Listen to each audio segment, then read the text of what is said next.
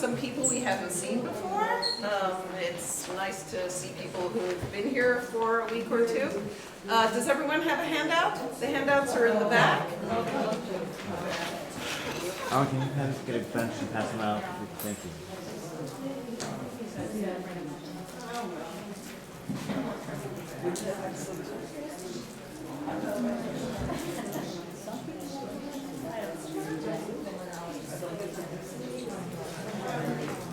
Is that not working? Yeah, now it's working. Okay. They're taking them themselves. Okay. They're doing Okay, good.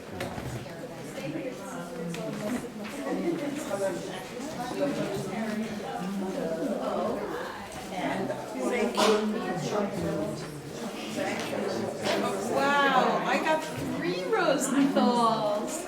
I'm so excited. I didn't realize Toby was home. Thank you.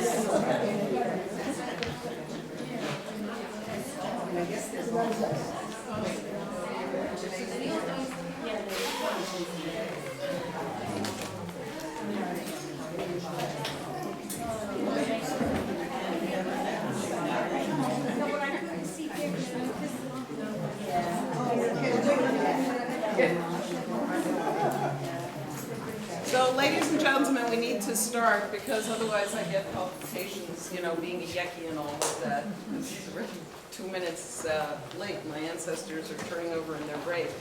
To give a very short overview to what we've been doing, we used Abraham Maslow's hierarchy of needs as a paradigm for how to create the pinnacle of Tefilah.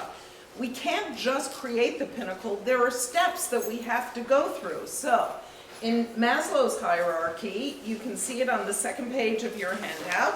The pinnacle, what we're trying to achieve is self-actualization. But before we can achieve self-actualization, we need to make sure our physiological needs are met, food, clothing, shelter, our safety and security needs are met, our love and belonging, socialization needs are met, because if any of these aren't met, we can't go on to the next step.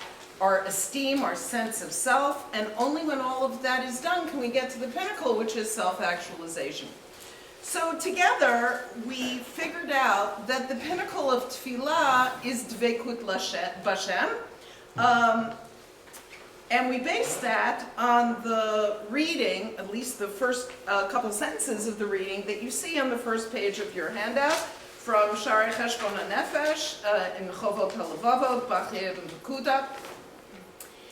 And since then, we've been working on steps. What are the steps each of us need to take personally to create our own hierarchy so that we can take the journey up to the pinnacle of the purpose of Tefilah? The ultimate purpose of Tefilah is Dveikut. Well, we don't just go into shul, say, Ma tovu, oh, I feel such dveikut. It doesn't work that way. And so this is sort of an experiment, a practical attempt to help each of us figure out how do we reach that. So before we go into our exercises tonight, I wanted to address some of the questions that came up in the last couple of sessions. One of them I thank Linda for bringing up, which is the fact that you can't separate everything out. Life is messy. And the fact that this is really, really tough for us. How do we go about and figure out what do I need? And how do I separate out everything that I need so that I can take the steps? So I was thinking about this because that's what I do. I go home from Shir and I ruminate. And I was thinking about the kids that I teach. We had our Chagigat HaSidur last week with our first graders. You should have heard them, and I bet Dahlia can attest to this too, because second graders, I'm sure, also daven with such kavanah. They mean it. They really, really, I had one little boy who was red in the face because he was davening with so much power. And they mean it in first, and they mean it in second, and they sort of mean it in third, and by fourth they get a little cynical, and by middle school, forget about it. What happens why do we lose what we all had in first and second and third grade? There are a number of reasons. But I want to play you a video.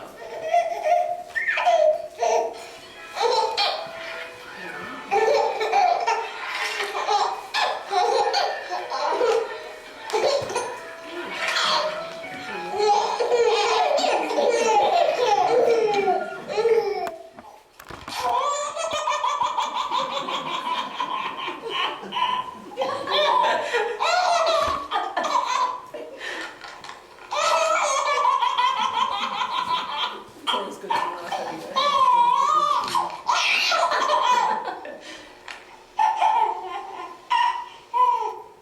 What's the difference between the way these babies are laughing and the way we laugh even with them or at the video? There's a fundamental difference.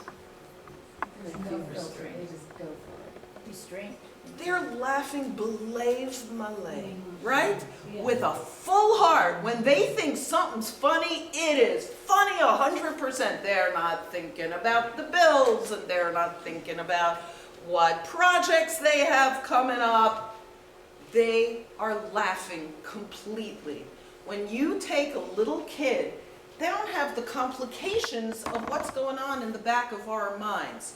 When they're davening, they're davening. If they have faith in Hashem, it's a very simple faith.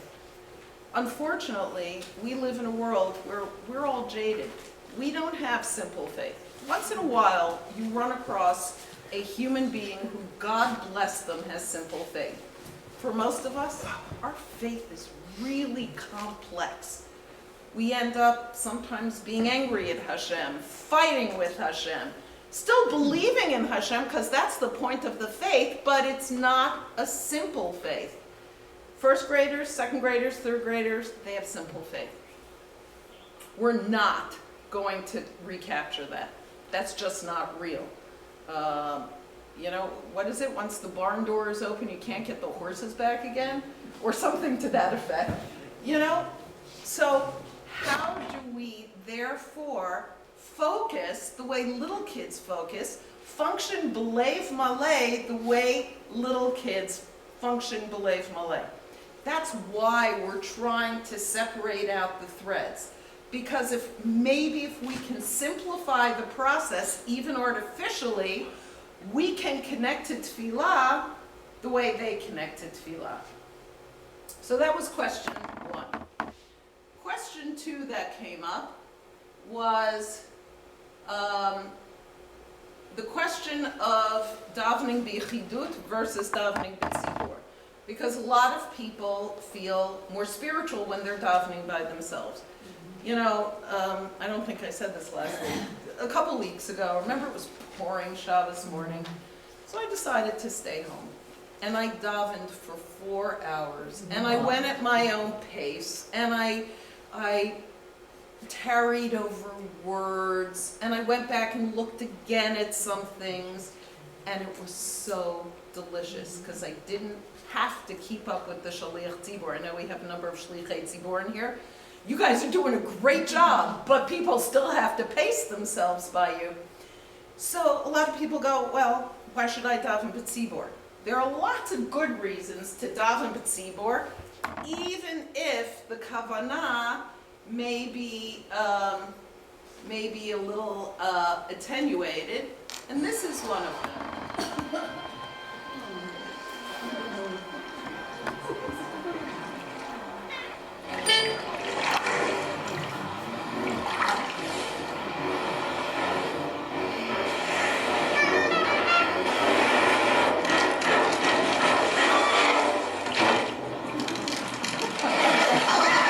Surrounded and traveling groups.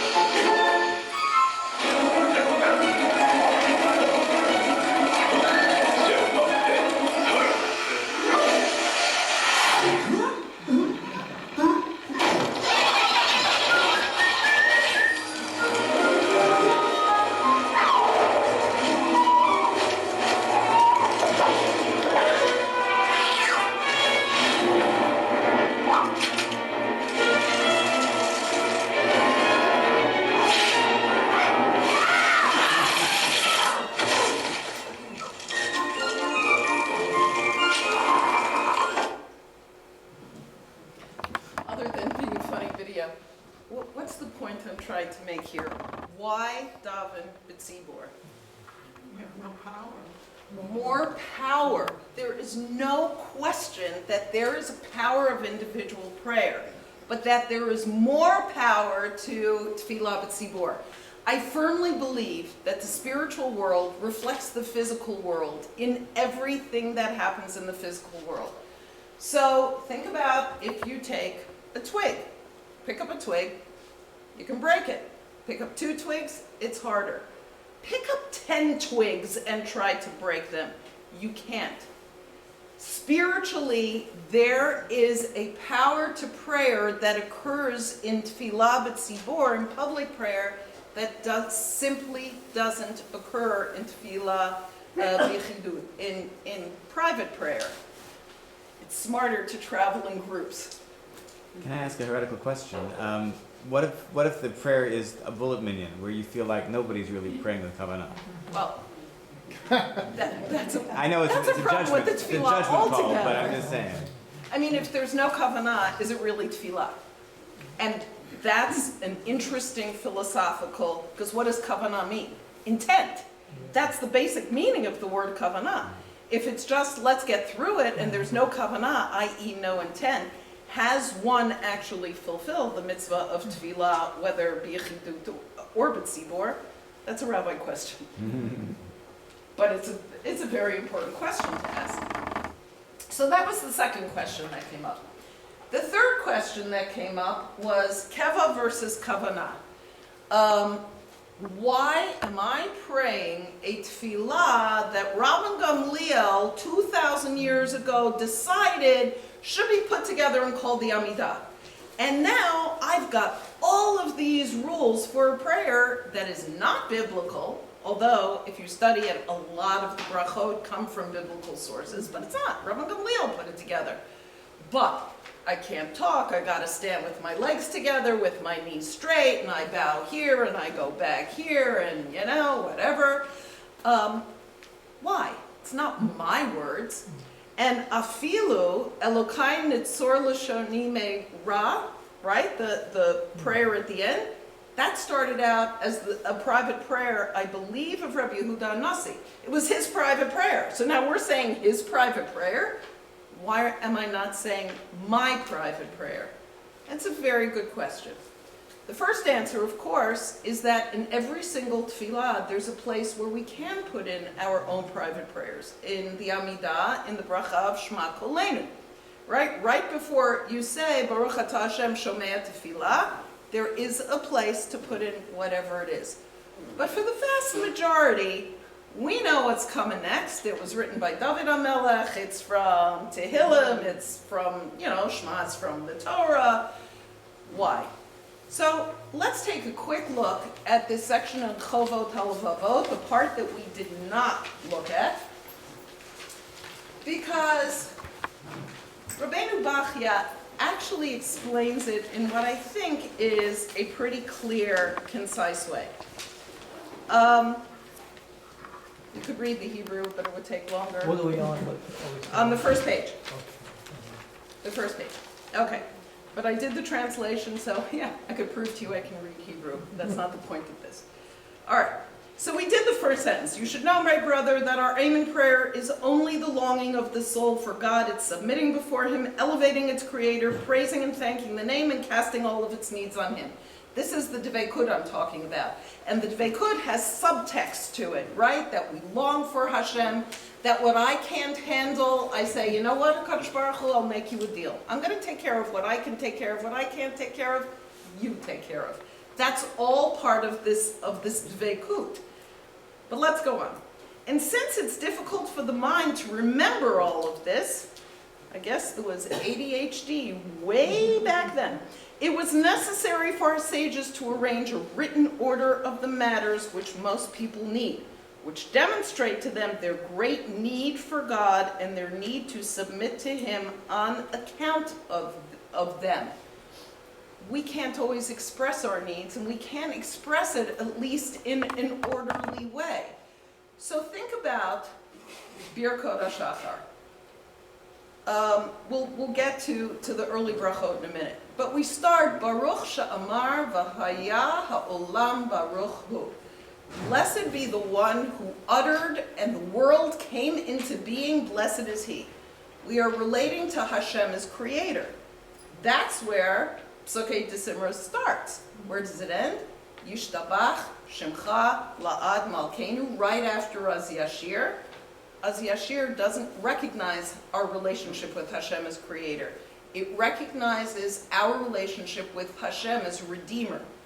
We take a journey every single morning when we go through Psukei Desimra, from Hashem as creator, through the various steps, transforming into Hashem as redeemer. I wouldn't come up with that. I wouldn't have the focus to come up with it. But if I realize that there is a rhyme and a reason to the way the Mechabrim put together the Tefilah, it starts making sense. Further, these matters of prayer which were ordered and arranged so that the person can greet his Creator and not be ashamed in approaching him. How many of us, if we really think about what it means to be in the presence of HaKadosh Baruch Hu, we're just going to get tongue-tied? How do we know what to say? How do you talk to HaKadosh Baruch Hu? We look at, you just told me, you're teaching stone, that when Avraham speaks up to Hashem, and we all go, you're kidding. He had the chutzpah to talk to Hashem like that? We're going to talk to Hashem like that? No, they wrote the words for us. And to see in the prayer matters which bring it humility and submission before God.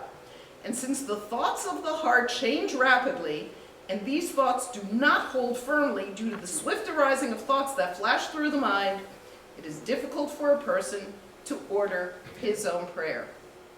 Have you ever been on the Beltway? And, I don't know, you were at Georgia Avenue, and you're just driving along, and the next thing you notice, you're passing University, and you say to yourself, wait a minute, wasn't I just at Georgia? How am I already at University? Because you've sort of not been paying attention. That happens to everybody in davening too, right? We think we're on Baruch She'amar, and the next thing I know, I'm focusing, and it's like, oh, wait a minute, this is Ashrei.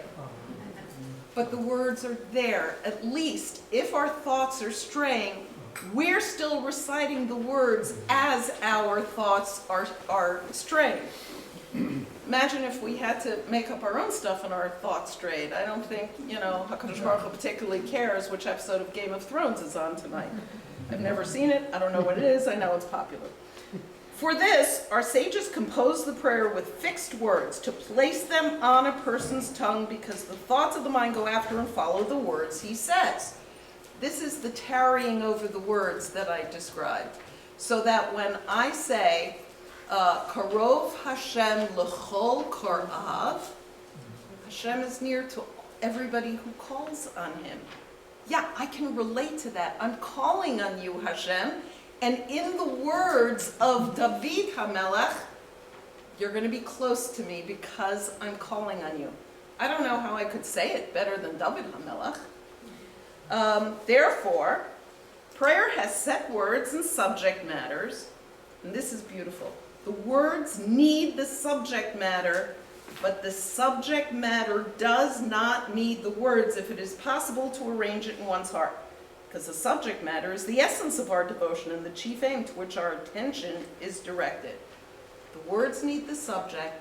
Subject doesn't really need words. For most of us, we need the words. But if in your heart you don't need the words and you can communicate with HaKadosh Baruch Hu that way, that's what Bachim and Pekuda is saying. Go for it. Most of us can't do it. I was a little lost when you said sometimes when davening, your words aren't like you get a little lost, your attention loses a little bit. I wasn't quite following the example you were reading with us, like how something goes very quickly, but I wasn't quite with you. Like when you're at Let's say I'm saying Ashrei. Yeah. We all know Ashrei by heart, right? Yeah. Ashrei, Ashrei, I may find that I'm up to Ratzon and I'm not quite sure how I got there, but I've said the words. Right. So at least I have connected to the words in some way, even if my thoughts have strayed. You mean you're thinking about something else? I Hmm? mean, Yeah, I'm thinking about, you're I not don't really thinking know. about what you're saying, right, okay. Yeah. And yet, if you came into the presence of the king or the queen, every essence in you would be concentrated on every word, the phraseology, what to call them and how to thank them and how to beg them and all the rest. And yet, of course, you're absolutely right, it happens to all of us, you know. I've been known to think about whether I put the stuff on a blackboard or before. That's right, because our minds And I wonder. don't know how to stop it, and it seems so disrespectful sometimes for us. You know, I have this theory. You know how before we go into Vidoi on Yomim Noraim, we have that piyut Anu Amecha? Ki Anu Amecha va'ata Elokeinu. And then we have a bunch of different allegories, and the last one is Anu Amecha va'ata Malkeinu. It's the only one, Amecha, that's repeated. And to me, the idea is we start with Anu Amecha, but va'ata Elokeinu. I don't know what that means. How do I relate to someone I can't see, I can't feel, I can't really hear? We go through all of these different relationships, and then in the last line, it's Anu Amecha va'ata Malkeinu. If I look to you, Hashem, the way I would look, lahavdil alef havdala, to a human king, maybe I can start to understand my relationship with you as I go into the vidui. To me, it's purposeful. It has to be purposeful that Amecha is repeated. It's certainly not coincidental, because nothing in Tefilah is coincidental. Does that make sense? I think it's trying to set us in the mindset, because you're absolutely right. If we were in the presence of, I don't know, Queen Elizabeth, our minds would wander? Probably not. But we can see her.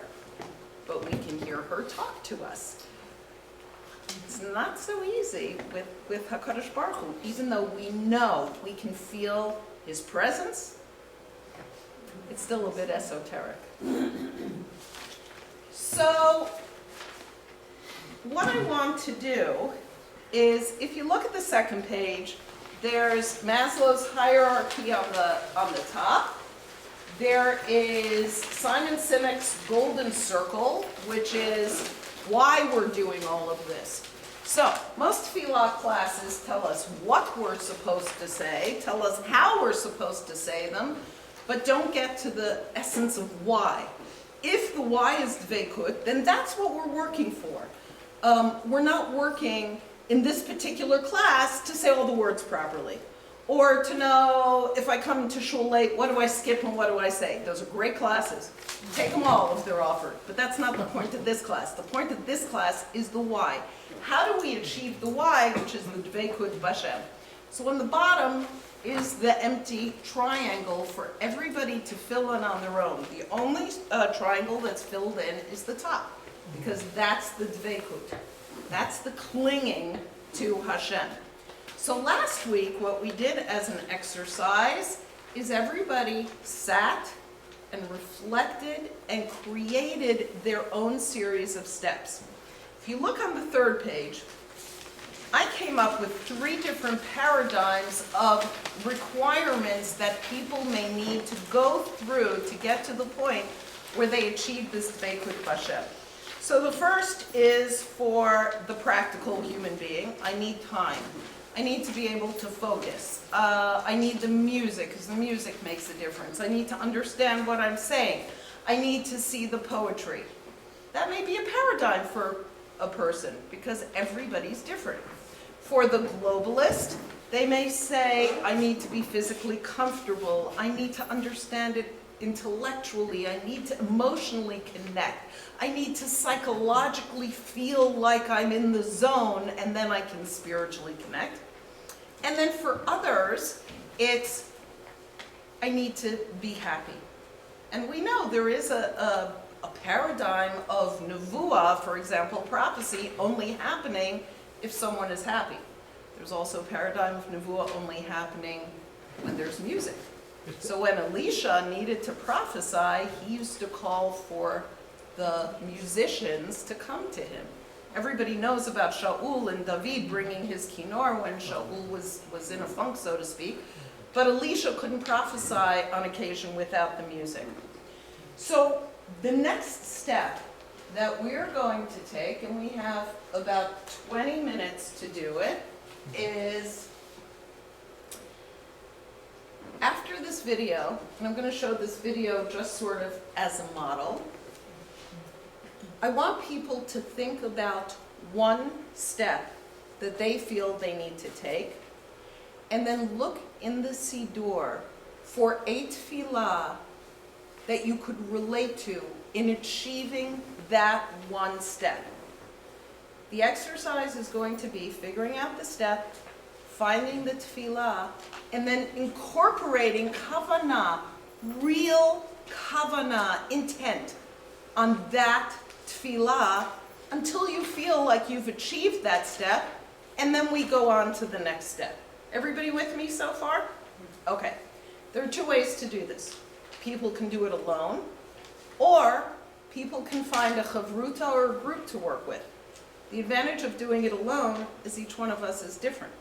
The advantage of doing it with a chavruta or a group is when you have a springboard to reflect back to you ideas. You know, if you say, L'mashal, I need connection, and you're sitting with someone who says, yes, I need connection too, they may come up with a Tefilah that you never thought of. So everybody is going to have the option of working alone, working with a friend, finding someone that you don't even know and working with them. A little intimidating, but it's an amazing experience. So I want to share with you this video to show you exactly what I mean by finding the Tefilah for one of your dispositions. What is the Vekas? The Vekus is clinging. Clinging to Hashem.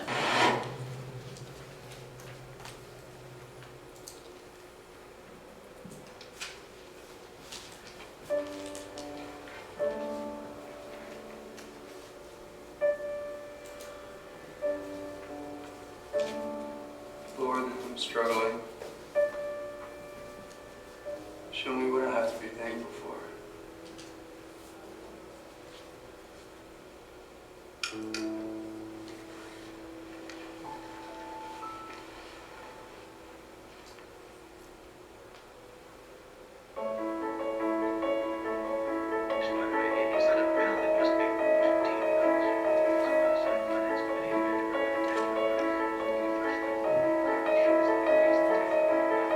Can you see it in the back?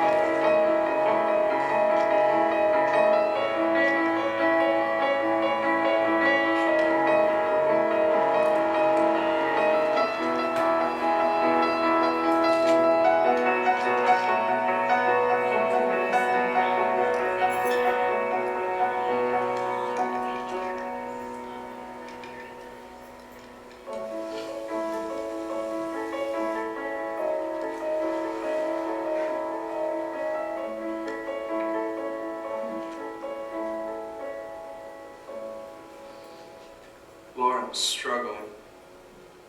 Show me what I have to be thankful for.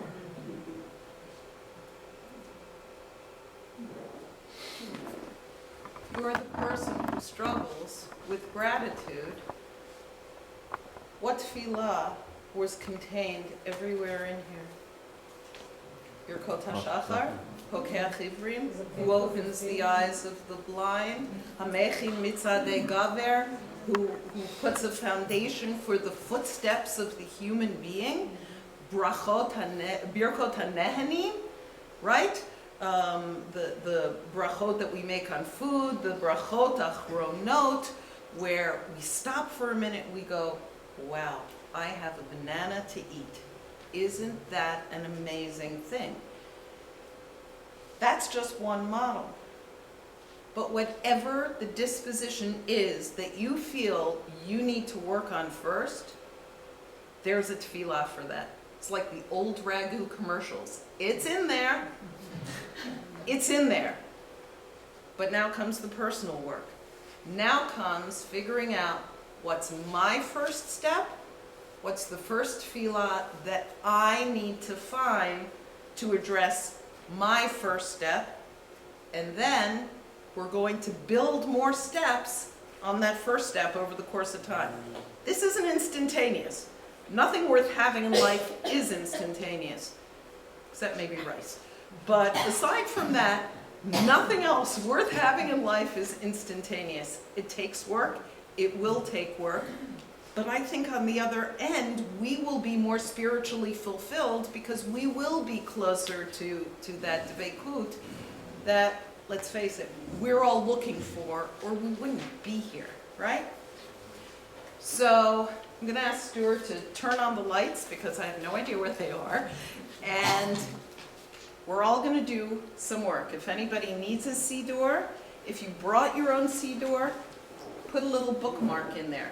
If you didn't bring your own siddur, but you have an art scroll at home and you're looking for, you're looking through an art scroll, write down the page. If you don't have that, write down the name of the tefillah. And then for the next week, take the minute or 2 minutes to really focus. We can't focus for 45 minutes a day. Especially Mondays and Thursdays, Kriyat HaTorah, long Tachanun, and all of that. We're not meant to do that in this day and age. But for 2 minutes, anyone can focus for 2 minutes on the tefillah that will address each of our first dispositions. Questions? Okay, let's get to work. It's not like something that, okay, we have to get through, in between commercials here and go back to our movie or something. Like, really, she takes this is a full opportunity to understand that God's running the world, that He's giving you assurance, and you're reassuring yourself and taking things from your own life and applying it to that davening. That's kind of what I'm getting here. So my question for Sharon is, we've probably all had our stretches where we've gone a certain number of days, tefillos, where we're really focused, we're into it, and we believe it and everything. But if you're doing this for a couple hours a day, okay, which is like what it adds up to, I guess, if you have Kavanah, do you find a time where it's almost like you're going to go out of your mind because you're like so intense, like the intensity? Like, how do you keep up this level of intensity you have without, like, look, it's like a person tell you, look, it's life, things happen, relax a little bit. Everybody has that voice in the back. So that's a really good question. That's why we're starting with small steps. If somebody is training for a marathon, they don't go out the first day and run 26 miles. They go out the first day and run a quarter of a mile. And the second day, a quarter of a mile. And the third day, a half a mile. And you build it up. That's why I'm saying people should find a 2-minute or less tefillah to become intense on, because we're not used to being intense. Then if the rest doesn't change, the rest doesn't change immediately. But that's why we're going to go through the steps, because we're going to pattern this kavanah, intensity, intention, into what we do. It takes takes a lifetime, and the truth is, it is a roller coaster. Probably most people's tefillah is better than Rosh Hashanah Yom Kippur, right? You got that judgment hanging over your head. So- Believe me, you're gonna daven good. Yeah, well, But it's very hard to sustain. Yeah. I think it's easier to sustain in 2-minute blocks than in 2-hour blocks. And that's where I think the modern person has to start. Let's see if we can sustain this just for a couple of minutes. And then when we have achieved the tefillah for gratitude, then I'll say, yeah, now I feel grateful. I feel, I'm saying thank you to my family more. I'm appreciating, I'm sending an email to the rabbi saying thank you so much for the great drasha, it was really inspiring. Hint, rabbis don't get many emails like that. They get a lot saying I disagreed with you, but it's rare the rabbi gets, wow, you really inspired me last week. And when we assimilate that, let's go on to the next step. Let's go on to whatever it is, the happiness, the dependence on Hashem, the letting go of control, whatever it is for each of us. Does that make sense as an answer? It does, yeah. I like it. It depends on a lot of intersecting factors, though. Now, I'm just gonna play the last video because Mincha is at 8, and it would be the height of irony. No, it's 8 because Rav Aaron is giving a shir at 8:15 right after Mincha. Rav Aaron Lumpiansky is going to be giving a shir in here, and I think it would be the height of irony if davening was late because we're learning about davening. So, he's talking here after. yes. So somebody asked about the power of prayer. Is there a metaphysical power of prayer? And if you ask me, without a doubt. I'm going to show you this video, but there was a study that is now about 10 years old at Harvard. And there was a cardiac surgeon who wanted to know if there was any efficacy to prayer. And he divided his post-op cardiac patients, and I can find the source for you if you want. He divided his post-op cardiac patients into 2 groups. And one group he had people pray for, and the other group he did not. No one knew who was prayed for and who was not except him. Not the interns, not the residents, not the patients. He gave a list of names to various prayer groups, and they prayed for them. And on the average, the people who were prayed for left the hospital 3 days earlier than the people who were not prayed for. He replicated this 3 times. Now, the problem is, we're all Cartesian, right? If we can't prove it empirically, it doesn't exist. And it is very hard to explain that kind of thing. And yet, if you can replicate it, it tells you that there's something to it. So On a recent trip to Israel, my Aunt Betsy... Here's another lovely story about the power of prayer. And with this, we will end tonight. On a recent trip to Israel, my Aunt Betsy and her husband Simon decided to go visit Herzliya. While they were there, they went out to eat at this place called Meat and Wine Co. It's a beautiful, magnificent 2-story restaurant. They were seated at a table downstairs, and my aunt turns to the waiter and says, "You know, is it possible for us to have a table upstairs? We want to see the view." So they're given a table upstairs, and they go upstairs, and a different waiter comes over. We sat down, and our waiter came over, and he was telling us the specials and kibitzing with him a little bit. He was very jovial. And as he was walking away, he said, "By the way, if you need anything, my name is Barak."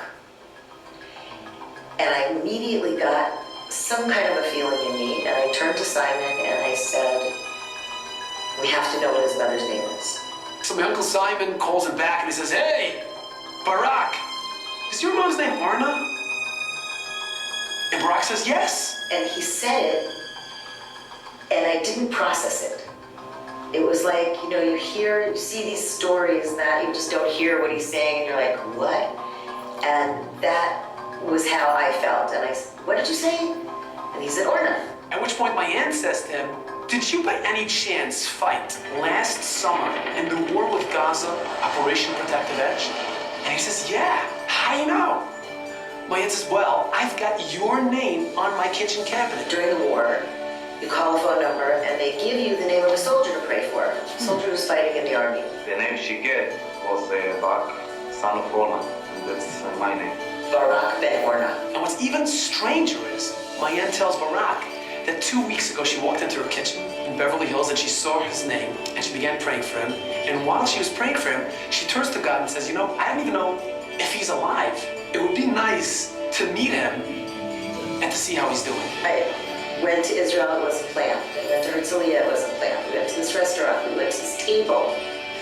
He was our waiter. It was just a powerful message to me that Hashem is right there. Let's pray for me to come back home safe, and I can go home safe. When you realize that someone prays for you to come back, it makes the house very, very more. Around 3 weeks ago, Barak sent an email to my aunt. He told me that the next day he started putting on tefillin. And he hadn't put on tefillin in years. I felt that this is the mark from God or something. This was unbelievable. Is that some story or what? So what we're going to do, we have one more session left. Next week, we're going to catch people up who may be confused about part of it, who may have missed a session. We're going to continue our individual work, and we're going to take questions and do a dialogue the way we did today. How does that sound? Terrific. Thank you all. Good night.